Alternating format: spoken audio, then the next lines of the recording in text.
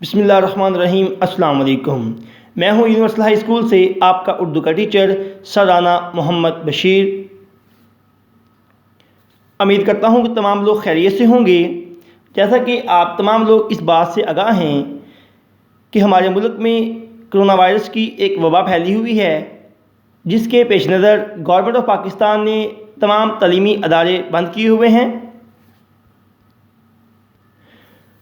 वालिदीन और बच्चे जो हैं अपने तालीमी मामलात के हवाले से बहुत ज़्यादा परेशान हैं। यूनिवर्सल हाई स्कूल ने अपनी रवायत को बरकरार रखते हुए इस मुश्किल घड़ी में अपने बच्चों को तनहा नहीं छोड़ा, बल्कि उनके लिए कुछ ऑनलाइन ऑडियो और वीडियो लेक्चर्स का अहतमाम किया है, ताकि बच्चों के तालीमी मामलात को ऐसे तरीके से हल किया जा सके।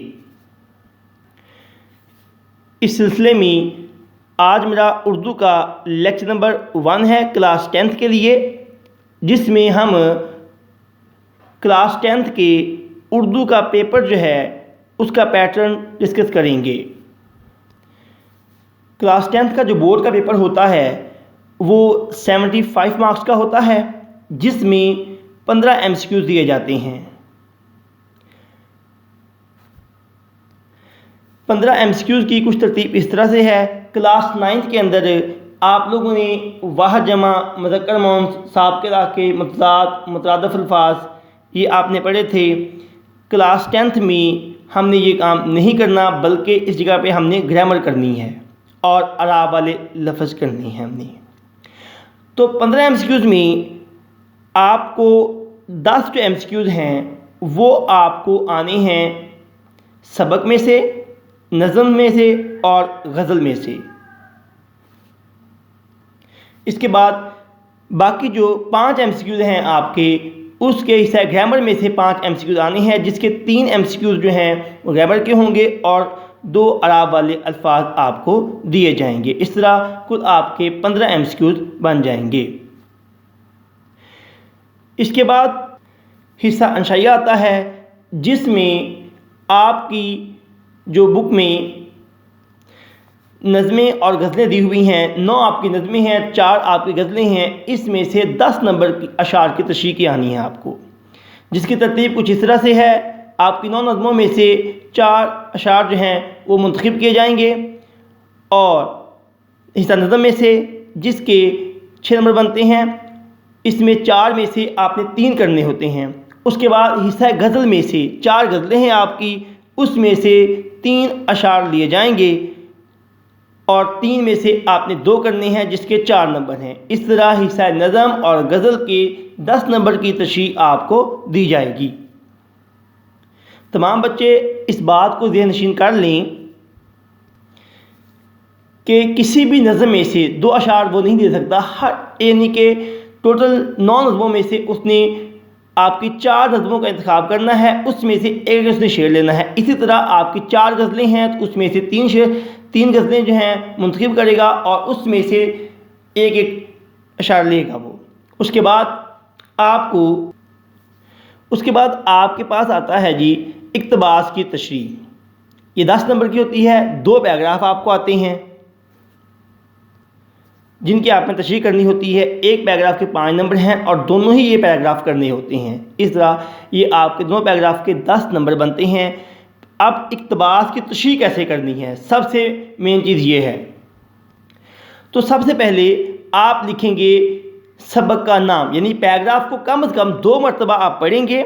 उसके बाद आप फैसला करेंगे कि ये पैराग्राफ जो है वो किस सबक से लिया गया है, उस सबक का नाम क्या है। सबसे पहले लिखेंगे सबक का नाम, फिर उसके बाद लिखेंगे मुसन्निफ़ का नाम।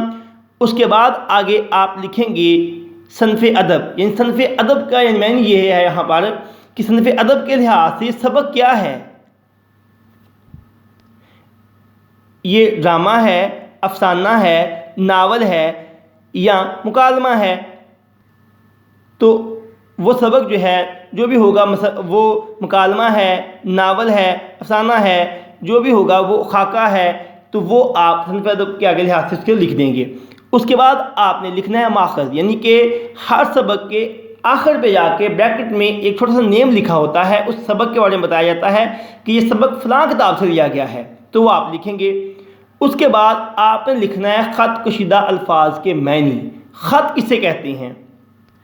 عام طور پہ جو ہم خط لکھتے ہیں اسے تو ہم نصف ملاقات کہتے ہیں، جو ہم بہن بھائیوں کو لکھتے ہیں یا کاروباری سلسلے میں لکھتے ہیں تو ہم نصف ملاقات کہا جاتا ہے اس کو۔ لیکن یہاں پر گرامر کے مطابق خط جو ہوتا ہے ایک لکیر کو کہا جاتا ہے، ایک لائن کو، چھوٹی لائن کو ہم خط کہتے ہیں۔ اور کشیدہ کا معنی کھینچنا، تو اس کا مطلب ہوا کہ خط کشیدہ وہ الفاظ جن پر لائن کھینچی گئی ہے، یعنی کہ انگلش میں جنہیں آپ انڈر لائن ورڈز کہتے ہیں، یعنی کہ تقریباً ایک پیراگراف کے اندر 3 سے 4 الفاظ جو ہیں ان کے نیچے لائن لگائی جاتی ہے، اور لائن اوپر بھی ہو سکتی ہے اور نیچے بھی لگائی جا سکتی ہے، لہذا آپ اس کے معنی لکھیں گے تو وہ خط کشیدہ الفاظ کہلائیں گے۔ اس کے بعد آپ اس کی تشریح کریں گے، یعنی کہ اسی پیراگراف کو آپ اپنی لفظوں بیان کر دیں گے، اور تشریح کے لیے تقریباً 10 سے 12 یا 14 لائنیں آپ لکھیں گے۔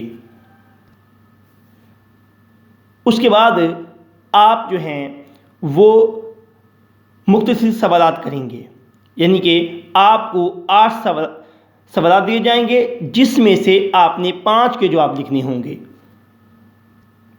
یعنی کہ ٹوٹل آپ کے 13 لیسن ہیں، 13 سبقوں میں سے وہ 8 سوالات آپ کو دے گا، جس میں سے 5 آپ نے کرنے ہوں گے۔ اس کے بعد آپ کو 2 سبق کے خلاصے دیے جائیں گے، اس میں سے آپ نے 1 لکھنا ہوگا، اور خلاصے کے 5 نمبر آپ کے ہوتے ہیں۔ اس کے بعد آپ کے مضمون آ جاتے ہیں، چونکہ آپ لوگوں کو نہ تو مرکزی خیال پیپر میں آنا ہے اور نہ ہی درخواستیں، خط، کہانیاں، مکالمے، فقرات گفتگی، محاورے، یہ آپ کو اس بار نہیں آنے کلاس 10th میں، نہ مرکزی خیال آپ کا آنا ہے، تو آپ کو 3 مضمون دیے جائیں گے، جس میں سے آپ نے 1 لکھنا ہوگا۔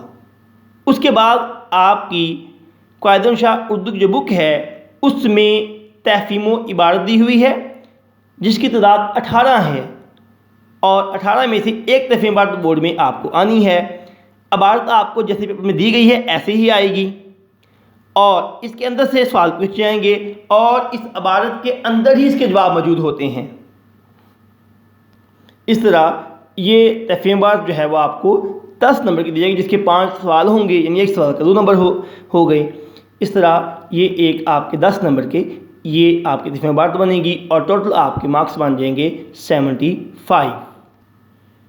اس طرح آج کا لیکچر نمبر 1 مکمل ہو گیا ہوا ہے، اور انشاءاللہ لیکچر نمبر 2 میں ہم نظم حامد جو ہے اس کے اشعار کی تشریح کریں گے، اور آج والے لیکچر میں ہم نے کلاس 10th کا جو اردو کا پیپر ہے بورڈ کا اس کو ڈسکس کیا ہے۔ امید کرتا ہوں کہ تمام بچوں کو سمجھ آ گئی ہوگی۔ نیکسٹ لیکچر تک کے لیے اللہ حافظ۔